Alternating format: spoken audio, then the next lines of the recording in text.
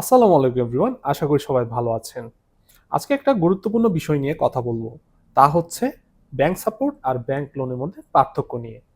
অধিকাংশ স্টুডেন্ট ভালো প্রোফাইল থাকা সত্ত্বেও ভিসা রিজেক্ট হয়। তার অন্যতম কারণ হচ্ছে এই ব্যাংক সাপোর্ট। ব্যাংক সাপোর্ট হচ্ছে একটা নির্দিষ্ট অঙ্কের টাকা যা আপনার অ্যাকাউন্টে সাময়িকভাবে দেখানো হয় এবং এর বিনিময়ে ব্যাংক কিছু নির্দিষ্ট পরিমাণ চার্জ নিয়ে থাকে। এই টাকাটা আপনি নিজে ব্যবহার করতে পারবেন না, তুলতে পারবেন না, জাস্ট এম্বাসিতে শো করতে পারবেন। সো এই টাকাটা যখন আপনার অ্যাকাউন্টে দেখানো হয় তখন আপনাকে কোনো স্যাংশন লেটার দেওয়া হবে না, রিপেমেন্ট স্কেডিউল থাকবে না, ব্যাংকের কোনো দায়বদ্ধতাও থাকবে না।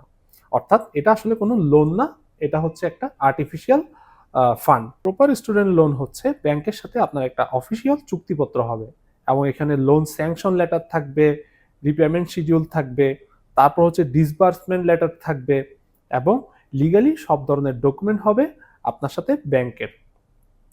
এক্ষেত্রে দেখা যায় ব্যাংক সাধারণত আপনার কাছ থেকে একটি অফার লেটার এক্সপেক্ট করে থাকে, অর্থাৎ আবেদনের জন্য লোনে আপনার একটি ইউনিভার্সিটি থেকে অফার লেটার প্রয়োজন হয়, যেই দেশে বা যেই ইউনিভার্সিটিতে আপনি পড়তে যাচ্ছেন।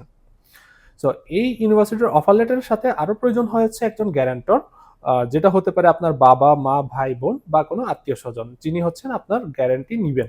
সো উনার অ্যাকাউন্ট তথ্য এবং উনার ডিটেলস সহ নিয়ে সাধারণত লোনের আবেদন করতে হয়। তো লোনে আবেদনের জন্য আপনারা কোন ব্যাংক বেছে নেবেন? বাংলাদেশে সাধারণত প্রাইভেট ব্যাংক, সরকারি ব্যাংক, অধিকাংশ ব্যাংকে কিন্তু স্টুডেন্ট লোন স্কিম চালু আছে। তবে আমি বলবো বা আমি পরামর্শ দিব আম সরকারি ব্যাংকগুলোতে ব্যাংকের লোনের জন্য আবেদন করলে সবচেয়ে বেশি ভালো হয়। যেমন সোনালী ব্যাংকের স্টুডেন্ট লোন স্কিম আছে, এটাতে আবেদন করতে পারেন। এই আবেদন করার জন্য আপনি অবশ্যই কর্পোরেট ব্রাঞ্চে গেলে ভালো হয়। আপনার এলাকার বা শহরের কর্পোরেট ব্রাঞ্চে গিয়ে ম্যানেজারের সাথে কথা বললে ভালো হয় এবং আপনি কোন দেশে যাচ্ছেন পড়তে এবং আপনার ফাইন্যান্সিয়াল নিড কতটা এবং ফান্ড কতটা দেখাতে হবে এবং পেমেন্টটা কিভাবে হবে, পেমেন্ট মেথডটা কি?